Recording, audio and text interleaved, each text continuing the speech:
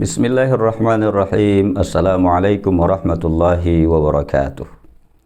Innal hamdalillah wa syukurillah wassalatu wassalamu ala Rasulillah. Asyhadu an la ilaha illallah wa asyhadu anna Muhammadan abduhu wa rasuluh. Allahumma salli wa sallim wa barik alaihi. Saudaraku, para pemirsa yang dimuliakan Allah Subhanahu wa taala. Salah satu tempat yang harus kita hidupkan dan produktifkan adalah masjid.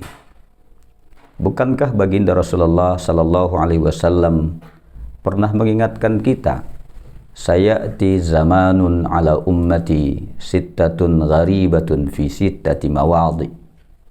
Nanti kata Rasul, di akhir zaman itu akan terjadi 6 keanehan. Salah satu keanehan itu adalah al-masjidu gharibun fi baini qaumin la yusalluna fihi. Ada masjid yang berada di sebuah komplek perumahan, ada masjid di sebuah perkampungan, di sebuah tempat di mana masyarakat tinggal di situ, tetapi masyarakat itu la yusalluna fihi, enggan untuk sholat di situ. Saudaraku yang dimuliakan Allah Subhanahu wa taala, masjid yang pertama ada dalam kehidupan adalah Masjidil Haram, dibangun oleh Nabi Ibrahim alaihissalam, dilanjutkan Nabi Allah Ismail alaihissalam, sehingga ada doa yang terkenal dalam Al-Quran, Rabbana inni askantu min dzurriyyati biwadin ghairi dzi zar'in 'inda baitikal muharram Rabbana liyuqimus shalah faj'al af'idatan minan nasi tahwi ilaihim warzuqhum minas samarati la'allahum yashkurun. Doa itulah sesungguhnya yang akhirnya kita merasa rindu untuk tetap hadir di Masjidil Haram. Ada masjid yang kedua adalah Masjid Nabawi, masjid yang dibangun oleh Nabi kita Muhammad sallallahu alaihi wasallam. Dan siapa yang tidak rindu akan hadir di Masjid Nabawi itu? Karena di sanalah baginda Rasul dimakamkan beserta sahabatnya Abu Bakar As-Siddiq dan Umar bin Khattab.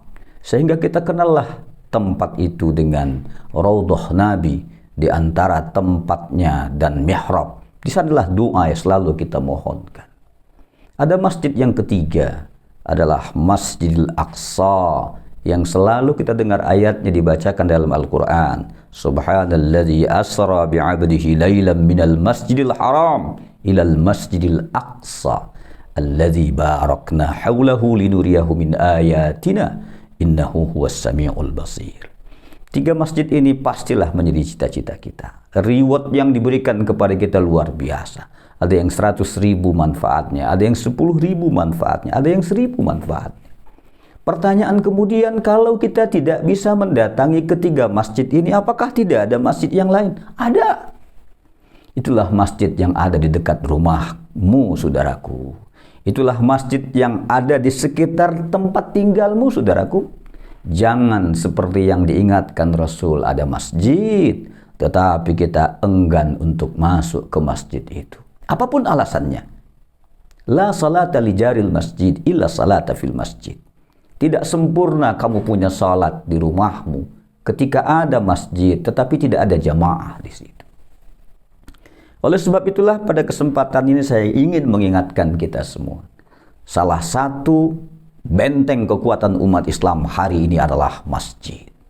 Tidak hanya memakmurkannya, innama ya'muru masajidallah man amana billah wal yaumil akhir wa aqamas salah wa iqamas salah wa ataz zakah wa lam yakhsha illallah. Tidak sekedar itu, tetapi yang diperlukan adalah tidak sekedar memakmurkan dalam artinya ibadah, tapi bagaimana masjid bisa berdampak kepada kehidupan akidah ummah di mana masjid itu dihidupkan. Hari ini saudaraku, saya ingin mengingatkan kita betapa sesungguhnya masjid yang ada, alhamdulillah, sudah produktif sekali. Alhamdulillah di Ramadan kali ini masjid kembali hidup setelah 2 tahun kita melaksanakan ibadah tarawih di rumah kita masing-masing. Karena itulah saya ingin mengajak kita, ayolah kita hidupkan masjid. Yuk kita ajak keluarga kita untuk melangkahkan kakinya ke masjid. Kalaupun tidak bisa ke masjid yang lebih besar, datanglah masjid-masjid di mana kita hidup di sekitar. Dan pesan saya sebagaimana Al-Quran mengingatkan kita, ya Bani Adam, khudhu zinatakum inda kulli masjid. Kalau datang ke masjid, saudaraku, berpakaianlah yang tercantik, terbaik, terindah, bersih, wangi. Kenapa? Karena itu adalah rumah Allah Subhanahu wa Ta'ala. Dan yang kedua, jadikanlah masjid tidak hanya sebagai tempat kita ibadah, jadikanlah masjid tempat membina kehidupan ekonomi masyarakat, membina kehidupan sosial masyarakat. Kita sering mendengar di masjid diteriakkan bahwa uang tabungan masjid sekian puluh juta, sekian ratus juta. Tapi sangat prihatin kita, saudaraku, orang-orang di sekitar masjid masih ada yang terlibat rentenir, masih ada yang meminjam pada tempat-tempat ribawi. Kenapa? Karena uang yang ada di masjid seolah-olah tidak boleh digunakan untuk modal-modal yang produktif seperti itu. Hari ini sudah saatnya, saudaraku, saya menghimbau kepada pengelola masjid, ayolah kita buka diri untuk bisa menjadikan masjid tempat kehidupan masyarakat beribadah, tempat pembinaan kepribadian anak-anak kita. Haruslah anak-anak nyaman ke dalam masjid. Dan jauh lebih perlu lagi adalah masjid harus menjadi sokoguru perkembangan ekonomi kehidupan jamaah di sekitarnya.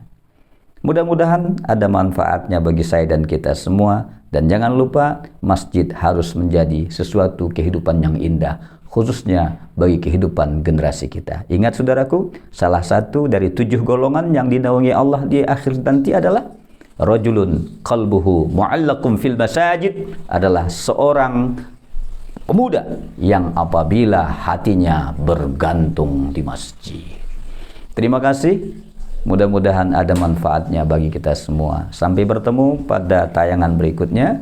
Nasrun minallah wa fathun qarib. Wabasyiril mu'minin. Wassalamualaikum warahmatullahi wabarakatuh.